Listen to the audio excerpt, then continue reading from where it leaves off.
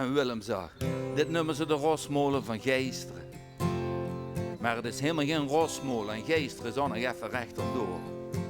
Deze watermeulen liggen in Oosteren, maar het is waar wordt het die vroeger zo'n paardenmeulen wordt. Kijk hier op de Oosterumse beek, die struimt van de Peel naar de Maas. Hier malen we op gratis waterkracht, hoe vroeger zo'n peertje de ganse dag in een kring en het lopen was. Door de lossloes toe en trekt de maalsloes op en met de haal, dat raad geeft draaien. En dan begint het gemaal, joh. Een windmulder wildwind van voren. En een watermulder vindt water van op Sinaatveen. Voordat die twee gaan malen moet er heel veel gebeuren.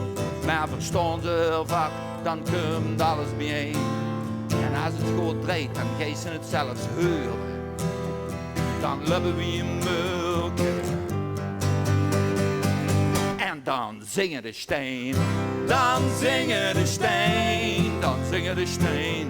Dan zingen de steen. En Joza, de torenmeulen van Gronsveld is van rond 1622. En de zuidelijkste meulen van Nederland. Maar wind is veel veranderlijker dan water. En de windmolen blijft altijd zoeken naar de ideale stand. En allebei zagen ze, als een watermolen draait, dan kan de watermolen gewoon koffie drinken. Maar de windmolen moet dan altijd aan de gang. Die moet blijven kijken en blijven bedenken, wie krijgt er het allerbeste?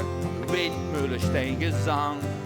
Dan gaat de zaak weer op de praam en werd gekeken van hoe het weet. Dan draait er de kop in de wind, zodat het met 80 en per minuut lekker doordraait. En een windmulder wildwind van voren.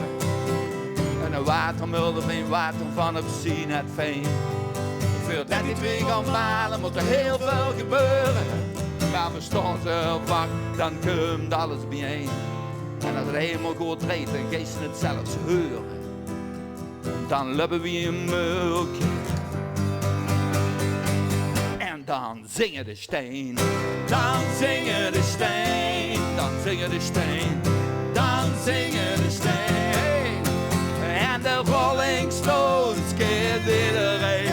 Maar dit liedje gaat over mulders en meulens en als die lopen, dan zingen de steen. Dan zingen de steen. Dan zingen de steen. Dan zingen de steen. Dan zingen de steen.